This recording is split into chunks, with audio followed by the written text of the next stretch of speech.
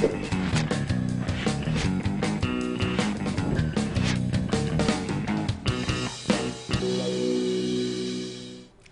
वालेकुम नाज़रीन, मैं हूं आपकी होस्ट एनिशा और आप देख रहे हैं K21 न्यूज़ और हमारा show weekend shine with Anisha. कैसे हैं आप लोग? ठीक ठाक? मैं भी बिल्कुल ठीक हूँ। मेरी दुआ है आप हमेशा हंसते मुस्कुराते रहें, खुश रहें, आबाद रहें। आज मेरे चेहरे पे ऑन एयर आते ही ये हंसी इसलिए आई कि अचानक वो कहते हैं ना आपके जहन में चीज़ें नहीं रहती हैं, तो अचानक मैंने आप लोगों को आते ही ऑन एयर लाइव आते ही सलाम किया तो मेरे जहन में अचानक आया मेरे शो का नाम क्या है। क्योंकि आपको ये पता होगा कि रोज़ मैं किसी न किसी दूसरे नाम से आपको स्क्रीन पे नज़र आती हूँ, तो मेरे जहन में बहुत सारे नाम चल रहे थे शो के, तो अचानक जहन में आया ठीक है ये वाला नाम है शो का। तो आप जब बहुत सारे काम कर रहे थे तो कहीं ना कहीं कोई एक चीज़ आपके दिमाग में नहीं रहती, तो अक्सर अब ये चीज़ मेरे साथ ज़रूर होती है कि जब मैं दूसरे सेट पे या आउटडोर होती हूँ या यहाँ होती हूँ तो मुझे जहन में नहीं रहता कि इस शो का नाम क्या है, तो वो जहन से निकल जाता है। तो ये चीज़ अगर जहन से निकल जाती है ठीक है, पर ये जो फोकस है ना मेरी चीज़ों पे कि मुझे कौन सा गोल जो है वो अपना अचीव करना है, उससे मेरा फोकस नहीं हटता, वो जहन से चीज़ें नहीं निकलती हैं। वो ज़रूरी चीज़ है कि आपने पहुंचना कहाँ तक है। अब उसके बीच में कितनी भी मुश्किलात आएँ, कितनी भी चीज़ें हैं, उसका मुझे फ़र्क नहीं पड़ता और ऐसा ही आपके साथ भी होना चाहिए। और ख़ास कर आज जो लड़कियां मुझे देख रही हैं, मैं उनके लिए एक बात ज़रूर कहूँगी कि जब आप लोग घर से बाहर निकलते हैं तो एक चीज़ अपना जहन सबसे पहले तैयार कर लें कि जब आप घर से बाहर निकलेंगे तो आपको बहुत सारी चीज़ें फ़ेस करनी पड़ेंगी। जब घर के दरवाजे से बाहर निकलेंगी तो आपको वो नज़रें फ़ेस करनी पड़ेंगी जो आपने घर में कभी नहीं देखी होंगी। आपको वो अल्फाज अपने लिए सुनने पड़ेंगे जो आपने कभी नहीं सुने होंगे। आपको वो लोग मिलेंगे जो आपको कभी जानते नहीं होंगे, पर वो आपके दुश्मन ऐसे होंगे कि पता नहीं आपने उनका बिगाड़ा क्या है। और बहुत सारे झुरमट में लोग आपके दुश्मन होके खड़े हुए होंगे कि आपको गिराया किस तरह से जाए। अगर आप स्ट्रांग होंगी तो यकीन करें अल्लाह पे और अपने आप पे कि आपको कोई नहीं गिरा सकता, चाहे कितने लोग भी कतार में लग जाएं। तो ये हिम्मत, ये भरोसा, ये यकीन और ये मेहनत आपको आगे बढ़ने से नहीं रोक सकती, चाहे कितने लोग भी चाहें आपको रोकना। तो ये उन लड़कियों के लिए जो लड़कियां घर से निकल जाती हैं और बहुत सारी चीज़ें सुन के थक हार के कोशिश करती हैं कि ठीक है वापस आते हैं, हम लोगों से नहीं लड़ सकते, पर कभी भी हार नहीं माननी चाहिए, जो सोचा है वो ज़रूर करना चाहिए। अच्छा जी, हमारे साथ हमारी गेस्ट मौजूद हैं, उनको वेलकम करती हूँ। आज मेरी हम नाम मेरे साथ मौजूद हैं कि एक एनी होती थी, आज मेरे पास दूसरी एनी भी है। कुरतुलैन जलाली हमारे साथ मौजूद है, उनको वेलकम करती हूँ। अस्सलाम वालेकुम, कैसी हैं आप?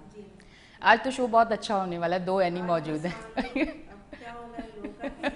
अच्छा, हाँ बिल्कुल।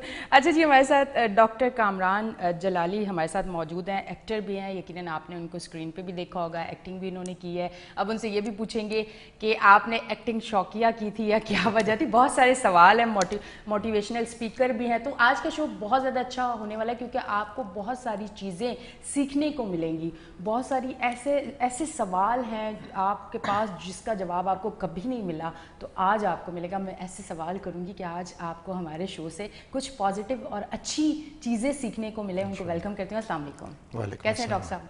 अल्हम्दुलिल्लाह। अच्छा मुझे बताइए, एक्टिंग की तरफ कैसे आप आ गए? डॉक्टर, अब वैसे डॉक्टर तो बहुत सारे एक्टर भी हैं, एक्ट्रेस भी हैं, एंकर भी हैं, ये सारी चीज़ें तो हैं, पर आपका रुझान एक्टिंग की तरफ कैसे गया? सबसे पहले बिस्मिल्लाहिर्रहमानिर्रहीम। मेरी तरफ से आपको, आपकी तमाम टीम को, हमारे तमाम नाजरीन को अस्सलाम वालेकुम।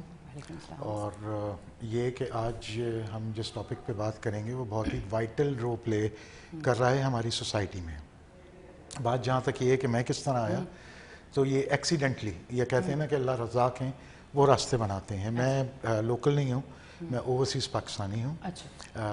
My father took me abroad when I was 2 और सारा ब्रॉटअप हम लोगों का बाहर ही हुआ। मुहिब्बुल वतनी जागी कोविड के ज़माने में, तो सोचा पाकिस्तान का रुख करें और जो भी कुछ अल्लाह ताला ने सिखाया है वो यहाँ पे हम अपने जो यंगस्टर्स हैं उनमें ट्रांसमिट कर सकूँ।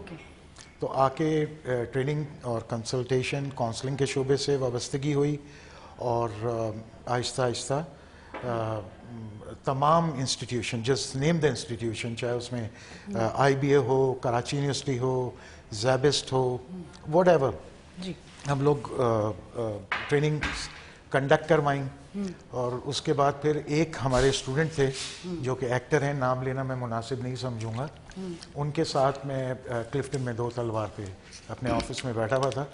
तो उनकी एक साथी आई जो कि डायरेक्टर थी, तो उन्होंने मुझे देखा, कहने लगी कि आप मीडिया में काम करेंगे? तो मैंने कहा there is no harm to try, कर लेते हैं। तो सबसे पहला जो मैंने ऐड किया था वो टेलीनॉर का किया था। वहाँ से मोहम्मद अहमद सैयद साहब ने देखा और औलाद ड्रामे में कास्ट हुआ। अच्छा। जो टर्निंग पॉइंट था ना औलाद ड्रामे का, अच्छा। जिसमें वो बिल्कुल कोलैप्स हो रहे हैं, उनको जॉब पे रखने वाला मैं ही था। अच्छा। तो बस फिर वो एक के बाद वो लाइन बनती चली गई। तो इस तरह से मीडिया इंडस्ट्री से वाबस्तगी हो गई। कैसा लगा, मतलब मीडिया में आके किस तरह का वो चेंज था? यहाँ पे बड़ा मिसकॉन्सेप्ट है कि मीडिया इंडस्ट्री अच्छी नहीं है। अच्छा। ऐसा नहीं है। मैं पिछले 2 साल से वाबस्ता हूँ मीडिया इंडस्ट्री से और बेशुमार ड्रामे एड्स कर चुका हूँ। मैंने सेट पर किसी भी किस्म की कोई भी ऐसी अनएथिकल चीज़ नहीं देखी जिससे आप ये कहें कि जी मीडिया इंडस्ट्री ख़राब है। नहीं, ये पर्सन टू पर्सन वेरी करता है। अब जो जिस डायमेंशन पे जाना चाहते हैं वो उस डायमेंशन पे चले जाते हैं। अच्छा। अच्छा, अब एनी की तरफ थोड़े से आते हैं और फिर शो को भरपूर लेके चलते हैं। एनी, अपने बारे में थोड़ा सा बताएं, आप एक्टिंग की तरफ नहीं आई। ये आज का जो टॉपिक है वो पेरेंटिंग है, तो उसी हवाले से मैं बताना चाहूँगी कि नॉट ट्रेनिंग कंसल्टेशन मेरी अपनी कंपनी है। अच्छा। CEO हूँ उसकी। लेकिन ये कि सारी चीज़ें मैंने जो है इनको दे दी हैं क्योंकि मुझे पेरेंटिंग पे ज़्यादा फोकस करना है, क्योंकि बच्चे जो है वो मेरे लिए ज़्यादा इंपॉर्टेंट है। ये कहते हैं मुझसे कि मीडिया की तरफ आओ, तुम ये बहुत अच्छी एक्टर है, मुझसे कहते हैं वेरी गुड एक्टर। नहीं, एनी है तो मुझे पता है वो और ये बहुत तफरी आइटम मैं है। इतनी एक्टिंग करती हूँ कि इनको भी नहीं। अच्छा, एक चीज़ है कि मैंने जब भी एनी नाम की लड़कियां देखी हैं, क्योंकि 1-2 और मुझे मिली हैं, वो बहुत ज़्यादा टैलेंटेड होती हैं, खुश रहती हैं बहुत ज़्यादा, अपने आप में मगन रहती हैं। अगर वो अकेली भी हैं तो वो कुछ ना कुछ करके खुश रहेंगी, और उनके साथ अगर कोई है तो उनकी कंपनी में कोई बोर नहीं होता। ये टैलेंट तो एनी नाम की लड़की में होता है हर सूरत। फिर तो एक अलग प्रोग्राम हम दोनों पे होना चाहिए। आज मुझे मौका मिल गया ना अपने ऊपर बात करने का, वरना अमूमन मैं अपने ऊपर बात ही नहीं करती। आज मुझे मौका मिला है कि चलो अपनी भी बात कर लेते हैं। बस तो इसी चीज़ में अभी तो फिलहाल बिजी हूँ कि बच्चों को किस तरह देखना है, उनकी तालीम तरबियत, बस इसी चीज़ में बिजी। अच्छा, मुझे एक बात बताएं, माओं को एक अक्सर जब बात होती है तो वो यही होता है कि माएँ यही कहती हैं कि बच्चे ज़िद्दी होते हैं, बच्चे बात नहीं मानते, खाना नहीं खाते, शरारतें बहुत ज़्यादा करते हैं। शरारतों तक तो ठीक है, अब जितना सुनने में आ रहा है कि बच्चे बदतमीज़ हो जाते हैं, उसकी वजह आपको क्या समझ आती है? कि बच्चा शरारती तो समझ आता है, अगर वो बदतमीज़ी की तरफ जा रहा है या इस तरफ जा रहा है तो उसको क्या ऐसी चीज़ नज़र आ रही है, या वो ऐसी कौन सी चीज़ से गुजर रहा है कि वो इस तरफ जा रहा है? इसमें मैं यही कहूँगी, पहले तो कहूँगी कि पेरेंटिंग इतना बड़ा वास्ट सब्जेक्ट है कि इस पर मतलब 2-4 लाइनें या 1 घंटे का प्रोग्राम भी नहीं हो सकता, ठीक है ना। और इसमें जो रोल प्ले करता है वो फादर 40% और जो मदर है वो 60% मैं समझती हूँ उसका रोल होता है। और क्योंकि फादर का रोल जो है वो इन्फ्लुएंस होता है बच्चों पे ना, क्योंकि फादर को देख के ये सीखना वो सीखना बहुत ज़्यादा। तो मैं समझती हूँ कि बच्चे जो ज़िद्दी हो जाते हैं उनके लिए पेशेंस जो है ना, मदर का फादर का जो है पेशेंस बहुत ज़रूरी है। बच्चे कर रहे हैं, चीख रहे हैं और रो रो के बुरा हाल किया हुआ है, तो माएँ अमूमन जो है वो उठा के उन्हें मारना शुरू कर देती हैं या उल्टे सीधे अल्फाज कहना शुरू कर देती हैं। वो चीज़ सही नहीं होती। मैं समझती हूँ कि बड़े प्यार से हैंडल करना चाहिए बच्चों को, बहुत प्यार से हैंडल करना चाहिए, क्योंकि उस वक्त हमें नहीं पता कि क्या हो रहा है उनके साथ ना, क्या उनकी अंदर तब्दीली हो रही है जिसकी वजह से वो कर रहे हैं। मैं अपने बच्चों को भी इसी तरीके से हैंडल करती हूँ कि जब वो कह रहे हैं और उनकी बात तवज्जो से सुना जाए कि ऐसा तो नहीं, क्योंकि फूड पे आजकल फोकस इतना नहीं हो रहा ना। आप देखिए फूड जो है वो जंक फूड पे माओ ने ज़्यादातर कर दिया है कि चिप्स पकड़ाए और ये नगेट्स वगैरह तल दिए एंड दैट्स इट। तो मेरे ख्याल से बच्चों पे फोकस माँ बाप का बहुत, ख़ास तौर से माँ का बहुत ज़रूरी है, क्योंकि मोबाइल्स वगैरह जो इतने गैजेट्स आ गए हैं मेरे ख्याल से वो दे देती हैं और बच्चे राइम्स के थ्रू और कुछ भी देख रहे हैं, आपको नहीं पता। आपकी बात काट रहा हूँ मैं, सबसे important patience. As a parent you have to be having a patience बच्चा अगर कोई चीज़ गलत कर रहा है तो उसको ज़रा सब्र तहम्मुल से देखिए, सुनिए, समझने की कोशिश कीजिए, फिर अकॉर्डिंगली एक्ट कीजिए। येलिंग करना, चीखना चिल्लाना, मारना पीटना, ये कोई बच्चे की पर्सनालिटी को डैमेज कर देता है। अच्छा, फिर जो बच्चे नहीं सुनते हैं, particularly coming to this point, उसका एक रीज़न ये होता है कि हम जो हैं वो अपने बच्चों के अंदर लिसनिंग स्किल्स डेवलप नहीं कर रहे हैं। पहले तो आप खुद अच्छे लिसनर बनिए। बच्चा आके आपको बता रहा है तो आप उसे पूरी तवज्जो के साथ, यकसुई के साथ आप सुनिए कि वो क्या कह रहा है, और उसके बाद अकॉर्डिंगली फिर उसको सोल्यूशन दीजिए। अगर आपको लगता है कि यहाँ पे डेवलप करना है तो उसको डेवलप कीजिए। आजकल के ज़माने में बच्चों के अंदर सुनने की जो सकत है ना, वो बिल्कुल तकरीबन ना होने के बराबर है। हमारे ज़माने में ये होता था, हमें कैसेट कहानियाँ सुनाई जाती थी, वो लालची, लकड़हारा, शहजादी यार। तो वो होता ये था, एक तो ये कि एक एंटरटेनमेंट थी जी, उसमें सबक होता था, और फिर ये कि लिसनिंग स्किल्स हमारे डेवलप हो रहे तो हम अम्मा अब्बा की अपने सुनते थे। अब आप जब खुद ही नहीं सुन रहे हैं बच्चे की, तो कैसे एक्सपेक्ट कर रहे हैं कि वो सुनेगा? तो वो तो शरारतें करेगा बच्चा, तो वो काम ही उसका शरारतें और हरकतें करना है। हमारा काम है कि उसको मैनेज किस तरह करें। असल में पेरेंट्स, सॉरी मैं कहती हूँ इसमें कि पेरेंट्स जो है ना अपने बच्चों को फ्रीडम नहीं देते घर के अंदर ना, कि मैंने देखा है ड्राइंग रूम का दरवाज़ा बंद होगा, आप देखिएगा अक्सर घरों में आप देखिएगा ड्राइंग रूम का दरवाज़ा बंद होगा। भाई सारे दरवाजे आप ओपन रखिए, बच्चे को सिखाइए कि ये बेटा क्रिस्टल की चीज़ है, आपने टच नहीं करना, इससे आपको चोट लग सकती है। तो सारी चीज़ें पेरेंट जो है वो घर में इतना फ्रीडम दे मेरे ख्याल से कि बच्चे जो है अच्छे आगे जाके इंसान बने। अच्छा, मुझे बताइएगा कि अच्छी परवरिश करने के लिए क्या वालिदैन को खुद पहले वो सारी चीज़ें सीखनी होती हैं कि घर का माहौल कैसा बनाना है? मैं एक चीज़, जैसे अगर वालिद या वालदा, मदर या फादर जो है वो नमाज़ पढ़ते हैं, तो बच्चा अगर उसे देखता है उसे नमाज नहीं आती, पर वो जानमाज डाल के वो सारे स्टेप्स कर रहा होता है, तो क्या हमें पहले माँ बाप को जब शादी होती है तो मियाँ बीवी को पहले दिन से ऐसी प्रैक्टिस करनी चाहिए कि घर के माहौल को ऐसा बनाना चाहिए कि जब आगे चल के उनके यहाँ बच्चा आए दुनिया में और उस घर में, तो वो चीज़ें देखे कि जो बेहतर है उसके मुस्तकबिल के लिए? उसके लिए क्या कहना चाहेंगे? रोल मॉडल तो पेरेंट्स ही हैं। आपको रोल मॉडल बनना चाहिए।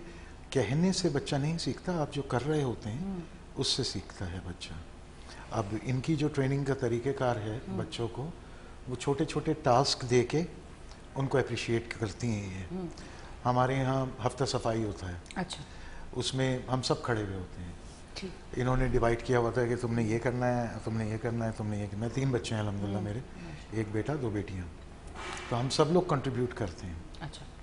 तो डेफिनेटली जब आपको देखेगा बच्चा कि यार माँ बाप जो हैं वो ऑनेस्ट हैं, सिंपैथी रखते हैं। अब जैसे कोई मिसाल के तौर पर आपने दराज से या फूड पांडा से कुछ मंगाया, तो मेरी एक आने के बाद जो आदत थी कि वो आया है तो गर्मी में अगर आ रहा है तो मैं पूछता हूँ कि बेटा पानी पियोगे, तो मैं खुद पानी निकाल के ला के दे रहा हूँ। तो अब ये बच्चे नोटिस कर रहे हैं तो they will start doing the same. तो आपको रोल मॉडल बनना पड़ता है बच्चों के लिए। आप जो चाहते हैं कि बच्चे, जो लोग शिकायत करते हैं कि हमारे बच्चे में ये प्रॉब्लम है, आप उनसे कहिए कि वो अपना खुद का तज़किया कर लें, उनको समझ में आ जाएगा कि ये बच्चे ऐसे क्यों कर रहे हैं। ज़्यादातर इनके पास जो काउंसलिंग के लिए आते हैं पेरेंट्स अपने बच्चों को लेके कि वो इस तरह नहीं कर रहा, ऐसा नहीं कर रहा, वैसा नहीं कर रहा, आप प्लीज़ इसको समझाइए। ज़्यादातर वैसे केसेस क्या आते हैं? आप अब क्या देख रहे हैं कि वालिदैन किन चीज़ों से परेशान है? बच्चों में ऐसी कौन सी चीज़ें जो ज़्यादा हैं जो वालिदैन को परेशान कर रही हैं? एक तो हाँ, डिप्रेशन, वो क्योंकि कंपैरिजन बहुत ज़्यादा हमने शुरू कर दिया है। उसके 90% हैं, तुम्हारे 70% क्यों आए? कौन यार, मैं I am PhD in HR। मुझसे नहीं पूछता कोई कि मैट्रिक में कितने थे या इंटर में मैंने फर्रों से पास किया।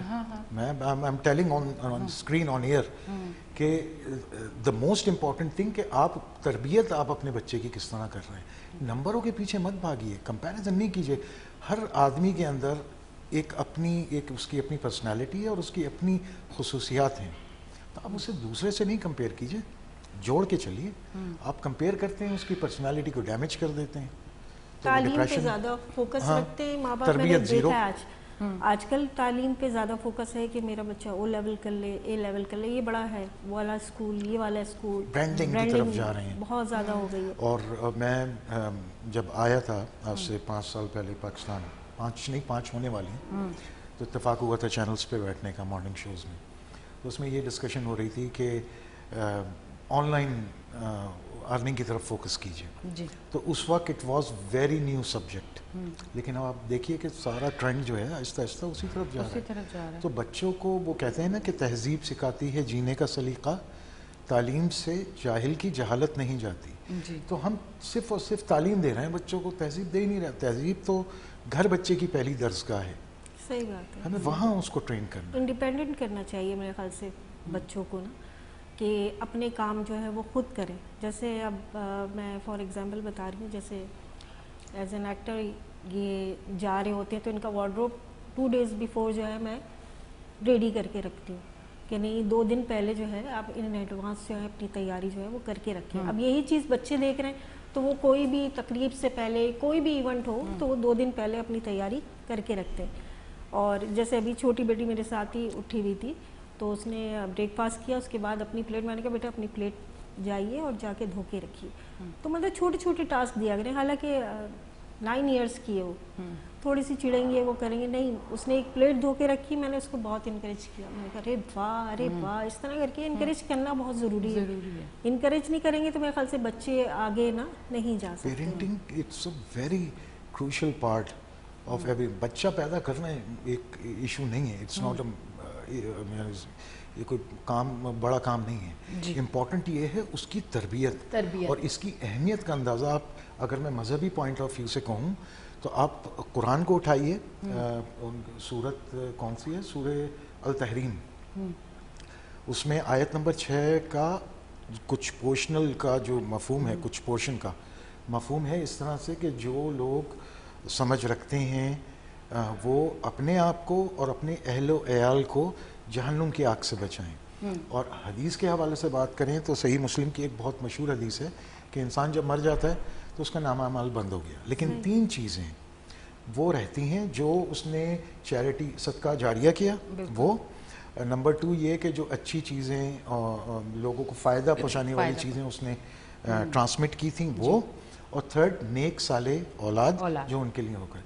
तो इसकी इम्पोर्टेंस का हमें यहाँ से पता चलता है कि हमें कितना फोकस करना चाहिए बच्चों की अपनी एजुकेशन और उनकी तरबियत पे। तो ये it's a very important and crucial subject. अच्छा, वालिदैन को बच्चों के लिए एक अच्छा दोस्त भी बनना चाहिए। बिल्कुल बिल्कुल। जो स्ट्रीट लर्निंग्स होती हैं, देखें जैसे छोटा बच्चा है, अब वो जवान हो रहा है, तो डेफिनेटली हार्मोनल चेंजेस हो रही हैं, कुछ फिज़िकल चेंजेस आ रही हैं, कुछ डिज़ायर्स डेवलप हो रही हैं। अब इसकी लर्निंग के 2 प्रोसेस हैं, या तो स्पीड लर्निंग, और वो डेंजरस है, वो गलत डायमेंशंस पे ले जाएगी। बिल्कुल ऐसे। और एक लर्निंग होती है जो माँ बाप, बड़े बहन भाई, या जो अच्छे रिश्ते के जो करीबी रिश्ते होते हैं, मामू हो गया या चाचा हो गया, तो उनसे बैठ के आप बच्चों की काउंसलिंग करवाएं कि यार ये हो रहा है, ज़रा सा देखो समझाओ। तो इससे बच्चा जो है ना वो बहुत सारी बुराइयों से, ऐबों से बच जाता है। बच्चे को इतना फ्रीडम देना चाहिए कि वो अच्छी से अच्छी बात और बुरी से बुरी बात, मुझे ये पसंद थी, मैंने अपने अब्बा को कहा था कि अब्बू मुझे करनी है तो इससे करनी है। ये ऑन ईयर कह रहा हूँ मैं, वैसे आज तक किसी को पता नहीं था। नहीं, अच्छी बात है, मतलब आपके अगर इतनी अच्छी दोस्ती होनी चाहिए कि आप बाहर डिस्कस करने से पहले अपने वालिदैन से हर चीज़ डिस्कस करें, ताकि वो आपको बताएं कि ये चीज़ अच्छी है और ये बुरी है। बिल्कुल। कम्युनिकेशन गैप जो है ना वालिदैन में और बच्चों में बिल्कुल नहीं होना चाहिए। ठक करके वो कह दें कि मामा ये गलती है, जैसे बहुत बड़े से बड़ा ब्लेंडर हो जाए। कई दफ़ा मेरे बेटे ने, मुझे याद है कि DVD तोड़ रहा था ना, बार कोई चीज़ अंदर डाल के खराब कर देता था, टूथपिक घुसा देते थे। कई दफ़ा किया उसको, तकरीबन 7-8 दफ़ा तो किया होगा। लेकिन भाई मजाल है जो इन्होंने इतना सा भी इसके लिए नहीं सीखेगा। और वाकई ये सही कह रहे हैं, किसी भी चीज़ पे उसको मना नहीं करते। अभी भी वो ट्रेडिंग में इंटरेस्टेड था, तो कहना बाबा मैं ये कर लूँ, कहा हाँ करो। उसका इतना सा थोड़ा सा ही फायदा हुआ, थोड़े से डॉलर्स का हुआ था, लेकिन हमने बहुत इनकरेज किया। कहने लगा मामा मैं तो एक्सपेक्ट ही नहीं कर रहा था कि आप इस तरह का रिएक्शन देंगे आप लोग। मैं तो समझ रहा था आप कहेंगे कि तुमने पैसे जो है वो डुबा दिए और ये हुआ, लेकिन उसने माशाल्लाह करके दिखाया। तो मैंने कहा नहीं बेटा ये थोड़ी सी अचीवमेंट है आपकी, फिर आप करेंगे फिर होगा। और अपना मैं समझती हूँ पेरेंट्स को ये भी चाहिए कि अपना एक्सप्रेस करें ना। जैसे मैं अब सोचती हूँ मेरे फादर नहीं है, मोहब्बत को एक्सप्रेस करना बहुत ज़रूरी है, बहुत ज़्यादा बहुत ज़रूरी है। आप अपने बच्चे को जब तक ये कहेंगे नहीं कि बेटा तुम मेरी ज़िंदगी हो या तुम मेरी जान हो या तुमसे मैं मोहब्बत करता हूँ, तो वो फीलिंग्स नहीं डेवलप होती हैं। आपको यू हैव टू एक्सप्रेस कि यार आपको कोई, और इसमें कोई मुज़ायका नहीं है कि आप अपने बच्चे से या बच्ची से कह रहे हैं कि आई लव यू। शर्मा रहे होते हैं ना ज़्यादातर पेरेंट्स, मैंने देखा नहीं यार शर्म आएगी और ये वो। हक कीजिए अपने बच्चों को, मेरे ख्याल से ये लाजमी है। मेडिकली पॉइंट ऑफ व्यू से दूर कर देता जब है आप अपने बच्चे को गले लगाते हैं, उसका डिप्रेशन, उसका एंजाइटी, उसके सारी नेगेटिव थॉट्स वो सब वाइप अप हो जाते हैं। ऐसा ही है, क्योंकि असल में मेरी मदर नहीं है, उनकी डेथ हो चुकी है। तो मदर के बाद जो मेरे भाई हैं बड़े, तो वो समझें कि वो इस टाइम मेरी मदर भी हैं, मेरे दोस्त भी हैं, सब कुछ है। तो अभी कभी भी कुछ ऐसी चीज़ें हो जाती हैं कि मैं परेशान हो जाती हूँ, तो मैं कॉल करके डिस्कस करती हूँ ना, तो वो जो प्यार तुम कर लोगी, मैं तुम्हारे साथ हूँ, कुछ नहीं होगा, मुझे तुम पे भरोसा है, बिल्कुल ये सारी चीज़ें वो जब मुझे कहते हैं ना, कोई 10 लोग भी तुम्हें कुछ अगर करना चाहेंगे तुम नहीं हो सकता, मुझे पता है तुम बहुत बहादुर हो, हमने तुम्हारी परवरिश ऐसी की है कि तुम गलत करके नहीं झुकोगी। वो जो अल्फाज है वो मुझे ऐसा तैयार करते हैं अगले टाइम कर लिया ना, आपका ये लेवल कर दिया, तो क्या फिर तो आपका, क्योंकि अब मैं दुनिया के सामने कुछ भी हूँ, पर उनके सामने तो वो बच्ची हूँ जो एक माँ के लिए होती है ना। तो वो जो अल्फाज होते हैं कि इतनी शेरनी, वो मुझे कहते थे तेरी परवरिश हमने ऐसी की कि शेरनी थी, और शेरनी अब जो है वो हार मान रही है। तो वो अल्फाज मेरे लिए बहुत बड़ी चीज़ है। आपको तो ये एक्सप्रेस करते हुए भी आपकी आंखें नम लग रही हैं। हाँ बिल्कुल, एक है मुझे एक अटैचमेंट ना, और मैं आज ये ज़रूर कहना चाहूँगी, कहीं ना कहीं मैंने रिश्तों में देखा है कि कमी आ जाती है कि जब भाइयों की शादी हो जाती है तो बहनें थोड़ा पीछे हो जाती हैं। मैं एक सच बात बताऊँ, ये रिश्ता इतना खूबसूरत है माशाल्लाह। मेरे भाई की शादी को 14 साल हो गए और इस 14 साल में मुझे नहीं कभी लगा कि मेरा भाई बदला है, बल्कि प्यार और ज़्यादा बढ़ गया और मोहब्बत और ज़्यादा बढ़ गई। तो रिश्तों में मोहब्बत। अच्छा, एक चीज़ मैं और आपसे पूछना चाहूँगी, अब इसी बात से ये चीज़ निकले तो मैं ये ज़रूर पूछना चाहूँगी, अमूमन बच्चों में जो वो एक मोहब्बत होती है वो कहीं ना कहीं बहन भाइयों के लिए अब आपस में कमी नज़र आती है, क्या उसमें भी कई पेरेंट्स का किरदार होता है कि बहन भाइयों के लिए मोहब्बत कैसे दिलों में एक दूसरे के डाली जाए बचपन से, कि भाई ऐसे प्यार करो, ये बहन है, अच्छा बहन ने कुछ कह दिया ठीक है, छोटी है, ये करो वो करो, तो ये क्या माँ बाप की तरफ से स्टार्ट से एक बेस बनानी चाहिए? बिल्कुल बिल्कुल बनानी बिल्कुल चाहिए। बड़े जो हैं उनको बड़ापन सिखाना चाहिए और छोटों को ये तहजीब देनी चाहिए कि बड़ों से किस तरीके से आपने डील करना है। मेरी छोटी बहन है, मेरा छोटा भाई है, छोटा भाई मेरा एयरफोर्स में डेपुटेशन अपना रॉयल सऊदी एयरफोर्स पे है और बहन मेरी यहीं पे ही होती हैं कराची में। तो मैं बड़ा हूँ घर का, मुझे नहीं याद कि कभी बहन ने मुझसे कोई बदतमीज़ी की हो या छोटे भाई ने मुझसे बदतमीज़ी। दोनों नखरे भी करते हैं। रात को 4 बजे भी कोई प्रॉब्लम परेशानी होगी, भाईजान ये हो रहा है, फ़ोन घुमा देते हैं। और ऑन द अदर हैंड उनकी ज़रूरत नहीं होती कि वो मुझसे कोई ऐसी बात करें जो गैर महज़्ज़ब हो, या उसमें दोस्ती का अंसर भी होता है बहन से, और रिस्पेक्ट का भी होता है कि बड़ों की रिस्पेक्ट कैसे की जाती तो उसमें छेड़छाड़ भी करता हूँ मैं। बहन से ज़रा ज़्यादा क्लोज होता है आदमी तो मैं छेड़ता भी हूँ उसे, तंग भी करता हूँ। लेकिन हाँ ये कि अल्लाह का शुक्र है अल्हम्दुलिल्लाह, अब ये जो सारी चीज़ें हैं ये अम्मी की बताई भी कि ये बड़ा भाई है तो हमारी जिम्मेदारी है। अब जैसे बाहर से मैं कोई एक चीज़ लाया तो वो ये कहती थी एक क्यों लाए, तुम्हें नहीं पता तुम्हारे 2 छोटे बहन भाई हैं? तो अब हमें आदत एक ये डेवलप कर दी अम्मी ने कि 2 चीज़ें नहीं 3 चीज़ें आएंगी कि सबके लिए।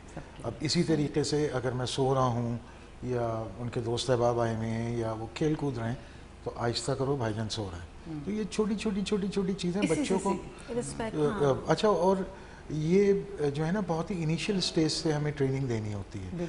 जब एक मैच्योर लेवल पे आ जाता है बच्चा, 12 साल 13 साल का हो गया तो वो मैच्योर हो गया, उसकी जो हैबिट्स हैं वो डेवलप हो चुकी हैं। फिर चेंज करना पॉसिबिलिटी तो है उस वक्त भी, लेकिन फिर ज़रा डिफ़िकल्ट हो जाता है कंपैरेटिवली छोटी एज से अगर आप बताएंगे तो अब हमारी जो छोटी वाली हैं वो नखरे कर रही होती हैं भाईजान से और अद्दों से, अपनी बड़ी बहन से, और उठाते हैं, बिल्कुल नखरे उतारते हैं। लेकिन अगर बड़ा भाई डांट दे तो फिर उसकी ज़रूरत नहीं है कि वो आके मामा से कहे या मुझसे कहे, बस वो खामोश होकर बैठ जाएंगी फिर भाईजान ने डांटा है। अच्छा, इस पे भी हम अब बात करेंगे, पर अभी ब्रेक का टाइम आ गया, ब्रेक लेते हैं, ब्रेक से वापस आते हैं। नाज़रीन, आप देख रहे हैं हमारा show weekend shine with Anisha.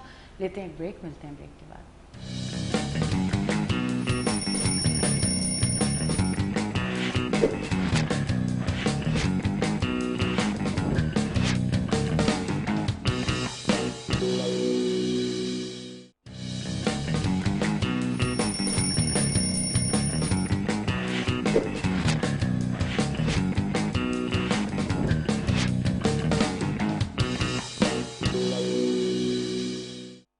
जी नाज़रीन, हम ब्रेक से वापस आ चुके हैं और आप देख रहे हैं हमारा show weekend shine with Anisha. और ब्रेक से जाते हुए बड़ी अच्छी अच्छी बातें होती है। ब्रेक पे भी हमने तो बहुत सारी बातें कर ली। कुछ बातें ऐसी होती है ना ऑन एयर नहीं कर सकते, तो फिर हम लोग कर लेते हैं, क्योंकि अच्छा वो एक जो बनावट होती है जो कि लाजमी कहीं ना कहीं ज़रूरी होती है कि आप बहुत सारी चीज़ें आपको छुपानी पड़ती हैं, बहुत सारी चीज़ें जो आप नहीं हो वो आपको दिखाना पड़ता है कि हम ऐसे हैं, बहुत सारी चीज़ों को। अच्छा, उसके बारे में कुछ कहेंगे कि बहुत बच्चे जो आपको कभी कभी देखने में महफिल में ऐसे लगता है कि बस ये बच्चे जो हैं बहुत ज़्यादा सोबर हैं और बोलते नहीं हैं, या तो उनको ऐसा सिखाया गया होता है कि हम इस घर में जा रहे हैं 2 घंटे तुमने बात नहीं करनी और तुमने खुद से कोई चीज़ नहीं उठा के खानी। अच्छा, ये वाली भी होती है ना चीज़ें कि आप जब कभी जाते हो तो माँ घर से सिखा के लेके जाती है कि आपने खुद से कोई टेबल से चीज़ नहीं उठानी है। ये वाली क्या चीज़ें होती है, जरा इसका भी मुझे बताइए। बड़ी हंसी आती है मुझे। खैर, मैं तो ऐसा करती थी जब मैं अपने छोटे छोटे थे, जब मेरे उमर खुलूद वगैरह, तो या मैं इन लोगों के चिप्स वगैरह जो है वो साथ अपने बैग होता था बड़ा, उसके अंदर लेके जाती थी। तो उन लोगों को वो ज़रूरत ही नहीं पड़ी ना इस चीज़ की कि बेटा यूँ नहीं करना, यूँ नहीं करना, क्योंकि मैं ये करती थी। मैं तो यही टिप दूंगी अपने जो आपके व्यूवर्स हैं उन लोगों को भी कि घर से खाना खिला के लेके जाएं बच्चों को, तो आगे जाके वो नियत ख़राब ही नहीं होंगी उनकी। और जिस चीज़ पे बच्चे हाथ रख के, मैं ये नहीं कह रही कि सारी चीज़ें दिलाते हैं, बट ये कि ये तो यही करते हैं कि जहाँ जा रहे हैं बच्चे और कुछ भी चीज़ ऐसे ही भी हो तो भी दिला दी। अच्छा ठीक है, नहीं अभी 1 दफ़ा 2 दफ़ा मुझे नहीं पता था, मैं बाज़ दफ़ा मना करती थी, नहीं यार ये क्या है खामा खाई का। खैर वो 1 दफ़ा 2 दफ़ा 3 दफ़ा, अब जब मेरे बच्चे बड़े हुए हैं तो मैंने ये रियलाइज़ किया कि अब जो है ना वो जाते भी हैं तो कोई चीज़ नहीं उठाते। वो कहते हैं कि मतलब दिल भर गया उनका, ये हो गया, मतलब ये इनकी ट्रेनिंग का हिस्सा था। अच्छा, मुझे ये चीज़ नहीं आ रही थी समझ। फिर जब ये हुआ मैंने कहा यार ये तो मुझे बिल्कुल एहसास ही नहीं हुआ इस चीज़ का कि ऐसा भी हो सकता है। वाह। अच्छा, हम लोग जो अपने बच्चों को एक आज़ादी देते हैं, मैं अब लड़कियों के लिए थोड़ा सा बोलना चाहती हूँ माजरत के साथ। अच्छा, मैं खुद हूँ तो मैं इसलिए बोल पा रही हूँ, वरना अगर कोई मर्द यहाँ पे बैठ के बोलता तो एक बड़ा मसला हो जाता। हम जिस तरह से अब इस टाइम पे कहा जाता है कि क्यों, अगर भाई लड़का है तो वो रात को लेट भी आ सकता है, उसके पास मोबाइल भी है, वो फेसबुक भी यूज़ कर सकता है, वो दोस्तों के साथ बाहर रेस्टोरेंट में जाके खाना भी खा सकता है। जो बच्चियाँ हैं, टीनेजर हैं जो बच्चियाँ, वो कहती है कि जो भाई कर रहा है हम भी करेंगे। आप क्या समझते हैं, क्या इक्वल लेके चलना चाहिए बच्चियों को भी और बच्चों को भी? जिस तरह का माहौल बच्चों का होता है उस तरह का बच्चियों का भी होना चाहिए, या कुछ लिमिट्स होनी चाहिए, वो ज़रूरी होती हैं? मजहबी पॉइंट ऑफ व्यू से तो अल्लाह ताला ने मर्द को क़ुव्वत बख्शी है जी। अच्छा, मज़हब की जब बात कर रहे हैं तो उसमें हमारे पास या तो ये है कि पूरे के पूरे ढल जाओ जी, उसमें फिर कोई एक्सक्यूज़ नहीं है। लेकिन जो प्रेजेंट सिचुएशन है, जो आजकल के हालात और जो मीडिया है और डिफरेंट चीज़ें, उनका इन्फ्लुएंस इतना ज़्यादा हो गया है कि हमें दीन और दुनिया दोनों को साथ साथ लेके चलना ज़रूरी है जी। आप अपने बच्चे की ग्रूमिंग इतनी स्ट्रॉन्ग कीजिए कि उसको अपनी लिमिटेशंस का पता हो, वो लड़की हो या लड़का हो। मेरे हिसाब से दोनों को प्रॉपर इजाज़त होनी चाहिए। दोनों को यहाँ पे लड़कियों की शादी कर दी जाती है और उनसे पूछा भी नहीं जाता। ऐसा ही है, ये गलत है। ये मतलब आप एक आदमी के साथ अपनी पूरी ज़िंदगी उठना बैठना लेटना सब कर लेंगी और आपको पता ही नहीं कि वो है कौन, आपको पसंद है या नहीं। मतलब ये किस कदर ज़्यादती वाला काम है। मुझे इजाज़त है कि मैं पसंद करके शादी करूं, इनको इजाज़त, ये क्या बात हुई, इनको भी इजाज़त होनी चाहिए कि अगर ये पसंद है तो करें। तो एक तो ये इम्पोर्टेंट है। दूसरा, बाहर आना जाना घूमना फिरना, ये अगर लड़के का इख्तियार है तो इसकी लड़की को भी इजाज़त होनी चाहिए, इसमें कोई मुज़ायक़ा नहीं है।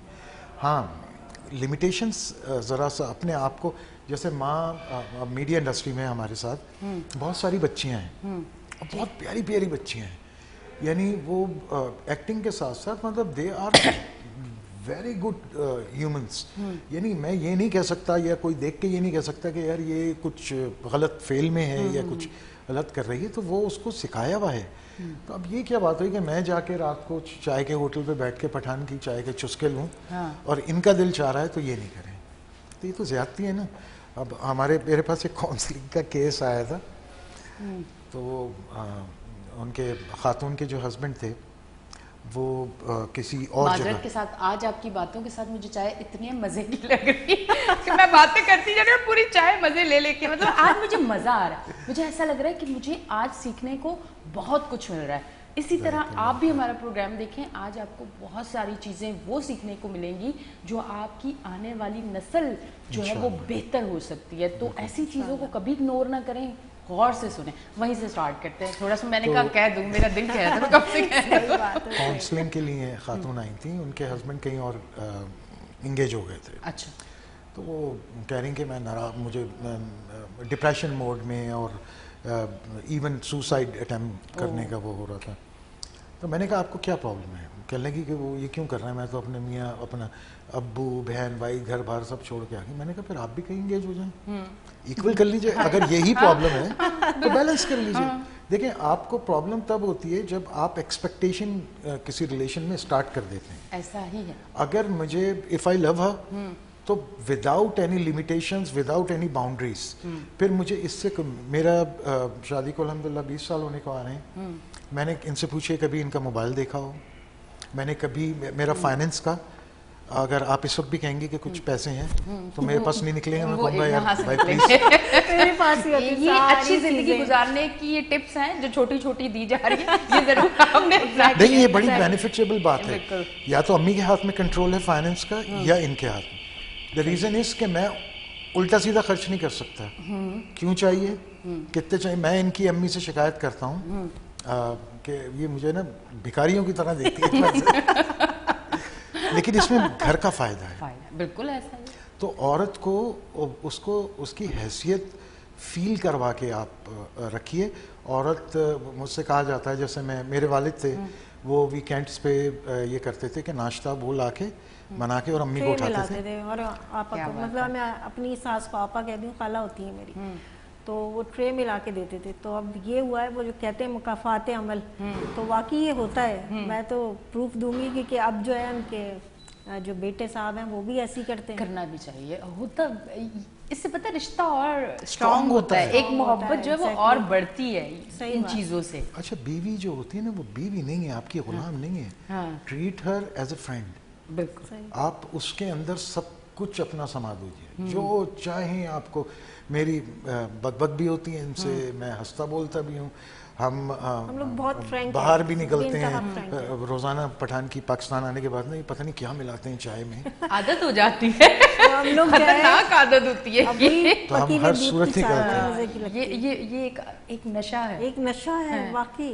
कोई चीज़ में बारिश हो रही है तब निकल गए, कोई चीज़ मैं गलत कर रहा हूँ तो ये गाइड करती हैं, कोई चीज़ इनसे गलत हो रही है तो मैं गाइड करता हूँ। तो मतलब ये कॉम्बिनेशन ऑफ वो है। तो बेटी को, खातूनों मतलब लड़कियों को फ्रीडम दे के चलना चाहिए, ये पाबंदियों में नहीं। मैंने देखा है हमारे कल्चर में लड़कियों को बड़े घुटे हुए माहौल में रखते हैं, पाबंदियों में। मैं कुछ करके आ जाऊं, पी के आ जाऊं, डेट मार के आ जाऊं तो कोई मसला नहीं। ये कर लें तो वो इज्जत का मामला है। तो क्या मेरी इज्जत नहीं है? सिर्फ इज्जत औरत से ही होती है? ये कहाँ का इंसाफ है? ये बैलेंस नहीं है। बैलेंस कीजिए लाइफ को। ये मैंने तो अपने बच्चों का जो है इस तरह रखा है, बेटा भी है बेटी भी है। तो अगर बेटी साथ काम करवा रही है, प्लेटें लगवा रही है डाइनिंग पे, तो बेटा भी लगवाएगा डाइनिंग पे। ये चीज़ है, मतलब एक ड्यूटी इसकी होगी कि अगर इसने टेबल पे प्लेट्स लगाएंगे तो आपने उठानी होंगी। छोटी भी इसके साथ साथ कंट्रीब्यूट कर रही होती हैं साथ साथ कि अब आपने, अच्छा लोग देखते हैं अरे इससे लड़के से करवा रही हैं, ये करेगा। मैंने कहा भाई इन्होंने यही सिखाया, इनको देखते हैं वो बच्चे, करते हैं, ख़ास तौर से बेटा जो है वो इनको बिल्कुल करता है फॉलो, तो वही करता है जो अब्बा ने उनके किया है, बिल्कुल उसी तरीके और से होना भी यही चाहिए। अच्छा, मैं आज ये बात कर रही हूँ, वरना मैंने कभी स्क्रीन पे ये बात नहीं की, अब बात चल पड़ी तो तब कर रही हूँ कि आज तक मेरी रूटीन है कि मैं 10 बजे के बाद बाहर कहीं भी हूँ मैं नहीं रुकती, मैं अपने घर पे होती हूँ। एक रात को मैं लेट नाइट कहीं नहीं जाती। यहाँ तक मेरी फ्रेंड्स जो हैं उनकी शादी भी हो तो मैं माजरत कर लेती हूँ कि मैं नहीं आ सकती हूँ, क्योंकि मुझे पता है कि मेरी फैमिली को कौन सी चीज़ें अच्छी लगती हैं और कौन सी नहीं अच्छी लगती exactly. तो उनसे मैं इजाज़त भी नहीं लेती और मैं खुद मना कर देती हूँ कि मैं नहीं आ सकती। तो आपने बचपन से देखे होंगे मैंने ये सारी चीज़ें देखी हैं। आज मतलब बहुत अरसे बाद जब मोबाइल बहुत आम हो गए तो तब मेरे पास मोबाइल है, वरना मैं अपने भाई के मोबाइल में चीज़ें देख के खुश हो जाती थी कि चलो ठीक है, मैं उसी में खुश हो जाती थी। मेरे लिए मेरे बेहतरीन दोस्त मेरे घर में ही मौजूद है। मैं अपनी दिल की हर बात, यहाँ तक कि अगर मैं बाहर किसी से लड़के भी आती हूँ तो मैं घर जाके बताती हूँ कि आज मैं लड़ी थी और यहाँ मैंने गलत किया है, मैं अपनी भी बात बता देती हूँ। एक ऐसा है, आज भी अगर मैं चैनल से कहीं शॉपिंग भी करने जा रही हूँ या किसी दोस्त के पास भी जा रही हूँ तो मैं अपने घर वालों को बता देती हूँ कि मैं वहाँ जा रही हूँ और फिर मैं वहाँ से इतने बजे आऊँगी। और अच्छा मेरे सारे दोस्त, मेरे घर वालों को पता है कि इसके कौन कौन से दोस्त हैं, मैं अपने दोस्तों की बातें भी डिस्कस करती हूँ। सही ताकि उनको पता चले कि ये आया बैठती किन लोगों में। ये कहने का मकसद ये है, ये उन बच्चियों के लिए कि जो बाहर बहुत सारी चीज़ें करने के बाद अपने पेरेंट्स से छुपाती है, तो आप यकीन करें आप अपने लिए बहुत सारी चीज़ें गलत कर लेती हैं, क्योंकि हमें उस टाइम इतनी अकल नहीं होती है कि हम किस ट्रैक पे जा रहे हैं। हमें जो समझाया या सिखाया या दिखाया जा रहा है वो हमारे लिए ठीक है या नहीं, हमारा तजर्बा इतना नहीं होता जितना वालिदैन का होता है। पेरेंटिंग का बिल्कुल एक ये सबसे इम्पोर्टेंट पॉइंट आपने इस वक्त इलेबोरेट किया है कि सेट लिमिट्स एंड बाउंड्रीज। जी, आप बता दीजिए कि भाई मैं 10 बजे के बाद मुझे नहीं निकलना। अब ये एक आपका ये सबको पता, आपके घर में सबको पता होगा, ये आप पे लागू नहीं होगा, ये आपके घर का रूल होगा। जैसे हमारे बने कि मगरिब से पहले जहाँ हो पहले घर आ जाओ, हमारे यहाँ मेरे वक्त में ये था। तो ये बहुत अच्छी चीज़ और ये होनी चाहिए और इस पे फिर कॉम्प्रोमाइज़ नहीं होना चाहिए किसी सूरत में भी बड़ों के पेरेंट्स की तरफ से। तो इसमें बच्चों को फिर मैनेजमेंट भी पता चलती है कि यार ये रूल्स हैं हमें फॉलो करने हैं। तो ये बहुत अच्छी चीज़ आपने पॉइंट आउट की, बिल्कुल पेरेंटिंग। क्योंकि मैंने अभी अमूमन जब हमारी फ्रेंड्स सारी चैनल की एंकर्स हैं मेरी फ्रेंड्स, तो वो अक्सर कहती है डिनर पे चले, तो मैं उनको मैं नहीं जा सकती ना यार, तुम्हारा एक बड़ा मसला है कि तुम रात को नहीं जा सकती, हम घर वालों से इजाज़त ले लेते हैं। मैं कहा नहीं मैं नहीं जा सकती, मैं खुद ही मना कर देती हूँ कि नहीं मैं नहीं जा सकती। मुझे ऐसा लगता है कि एक जो चीज़ बना दी गई है ना, तो मुझे बस उसी को लेके चलना है। मैं इस तरह से भी तो चल सकती हूँ ना, मैं रात को अगर खाने में बाहर नहीं जा सकती, मैं शाम को चाय पे ढाबे पे जाके बैठ सकती हूँ और मैं खुला ढाबे पे बैठती हूँ, मैं घर वालों को बताती हूँ हाँ मैं वहाँ चाय पी के आती हूँ। वो जो एक ट्रस्ट है ना मेरे घर वालों को मुझ पे कि ये 10,000 आदमियों के साथ भी बैठी हुई होगी, तो इतनी स्ट्रांग है नहीं कि इसको कोई कुछ नहीं कह सकता, ना उसे अपनी किसी भी नेगेटिव एक्टिविटी में एनी जाएगी नहीं। वो जो भरोसा है ना, मुझे उसे कायम रखना है। तो ये लड़कियों को कहना चाहूँगी, जो आपके पेरेंट्स का आप पे भरोसा है उसको कायम रखना आपका काम है, बिल्कुल उस पर चलना आपका काम है। जब भरोसा टूटा जाता है, तोड़ा जाता है किसी भी एक बच्ची की वजह से, वो जितने लोगों को पता चलता है वो कहता है अच्छा बच्ची पे भरोसा किया था ये हो गया, ठीक है अब हमने नहीं करना। तो वो एक की वजह से ना बहुत सारे लोग सफ़र करते हैं, ऐसा है। बिल्कुल है। मैं एक आप ही के यहाँ का एक शो था, उससे निकला हूँ और बाहर ही था और एक कॉल है जी, कह लगे डॉक्टर साहब मुझे आपसे मिलना है, बेटी का रिश्ता आया हुआ है GDP pilot, general duty pilot का, वो राज़ी नहीं हो रही, आप प्लीज़ हेल्प आउट करें, कुछ करें। तो वो क्लिफ्टन में ही थी, ऑफिस के पास ही थी। मैं पहुंच गया घर, उनके जाके बैठा, उन्होंने बताया कि बहुत अच्छा रिश्ता आया हुआ है और लड़की राज़ी नहीं हो रही और वो किसी सूरत में भी राज़ी नहीं हो रही। खैर मैंने कहा कि भाई देखें, मैं काउंसलिंग के लिए इम्पॉर्टेंट ये होता है कि मैं मेंटल लेवल मैच हूँ, तो उसके लिए कम्युनिकेशन इंपॉर्टेंट है। मैंने कहा मैं बच्ची तो मैं राज़ी हो जाएगी, लेकिन मुझे एक तो टाइम दरकार है और दूसरा ये कि मेरा इंटरेक्शन ज़्यादा होगा, तो आपके दिमाग की गिराएँ खुली भी होनी चाहिए कि और आपको पता होना चाहिए किस ऑब्जेक्टिव में हम लोग वर्कआउट कर रहे हैं। बच्ची के साथ बैठे, बातचीत हुई, अल्हम्दुलिल्लाह अब माशाल्लाह वो बच्चे वाली है। एक मिसहैप्स हो गया था, उसके साथ प्रॉब्लम हो गई थी। अच्छा वो इतनी डरी हुई सहमी हुई थी कि वो अपने अम्मी अब्बू से बात करने के उसमें नहीं थी। तो मेरे एक रिक्वेस्ट है तमाम पेरेंट्स से कि अपने बच्चों के साथ डिस्टेंस को ख़त्म कीजिए। अच्छी से अच्छी, बुरी से बुरी बात भी अगर वो करके आ जाते हैं तो खुदारा उसको समझिए, इंस्टेड ऑफ कि आप उन पर को डांटें मारें, समझाएं और उनको सलूशन प्रोवाइड करके दें। छोटी छोटी मिस्टेक्स, अब मिस्टेक्स इंसान से ही तो होंगी ना, अब वो कोई बंदा बशर है, हो गई गलती हो गई, मेरी क्यों ज़रूरत पड़ी? मैं ठीक है, इट्स माय प्रोफेशन, मेरी अर्निंग होती है, लेकिन अगर मैं सिंसियर होके कहूँ कि उसके पेरेंट्स होते हुए मेरी नहीं ज़रूरत, आई एम आउटसाइडर।